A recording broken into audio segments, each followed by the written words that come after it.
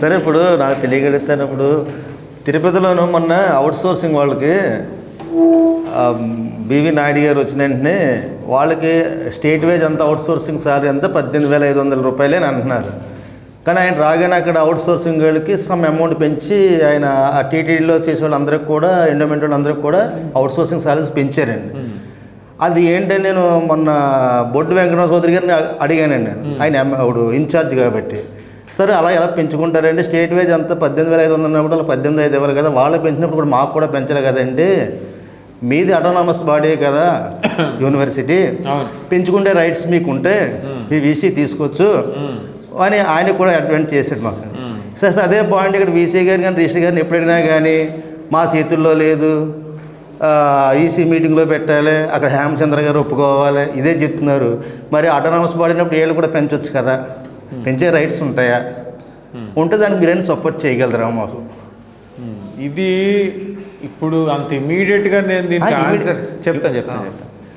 ఇమీడియట్గా ఆన్సర్ చేయలేకపోవచ్చు, కానీ నాకు తెలిసిన విషయం ఏంటంటే యూనివర్సిటీ అన్నది అటానమస్ బాడీయే. అవును సార్, అందులో డౌట్ ఏం లేదు. అవును సార్, ఖచ్చితంగా ఇది మన రాష్ట్ర ప్రభుత్వం ఎలా అయితే వర్క్ చేస్తుందో ఈ జోనర్లో యూనివర్సిటీ కూడా అలానే చేస్తుంది. సింపుల్గా అర్థం అవ్వాలంటే రిజిస్టర్ అన్నోళ్ళు ప్రైమ్ మినిస్టర్ లాంటివాడు, కౌన్సిల్ అనేది క్యాబినెట్ తీర్మానం జరగాలి, సో వీసీ అన్నోడు ప్రెసిడెంట్ లాంటివాడు, అంతే కదా.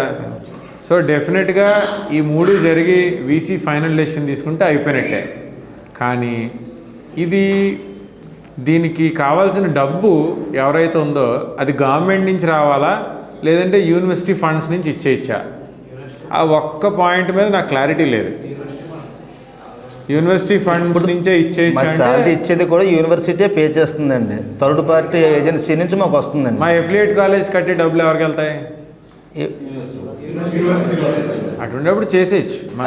ఇప్పుడు మేము మా యూనియన్ వాళ్ళు కూడా అడిగేది ఏంటంటే అండి, మీరు ఎంతసేపు ఏజెన్సీకి ఇచ్చి అమౌంట్ మాకు ఇస్తున్నారు, ఏజెన్సీ ఒకళ్ళ దగ్గర కొంత అమౌంట్ కూడా కట్ చేసుకుంటుంది కదా, అదేదో డైరెక్ట్గా మాకే యూనివర్సిటీ ఎంప్లాయ్కి చేసి మాకే ఇచ్చేస్తే మాకు ఎంతో కొంత కూడా కలిసి వస్తుంది కదా. 3,000 తక్కువ కాదు. అదే మీరు 3,000 అనేది మాకు ఇంత పాయింట్ అర్థం అవ్వలేదు, అంతే మేము అలాగే చూసాం. 3,000 మీరు అన్నారు కాబట్టి 3,000 ఇప్పుడు తెలుస్తుంది. మరి 18,500కి 3 కలిపితే 21,500 వస్తుంది కదండి మాకు. అది మధ్యవర్తికి వెళ్ళిపోతుంది. అది మేము అదే అడుగుతున్నామండి. అడుగుతుంటే వాళ్ళు దానికి రెస్పాండ్ అవుతలేదు. మేము ఒకటే అంటున్నాం, సేమ్ శాలరీ ఇప్పుడు మీరు 18,500 మాకు ఇస్తున్నారు, ఆల్రెడీ ఏజెన్సీ ద్వారా ఇస్తున్నారు.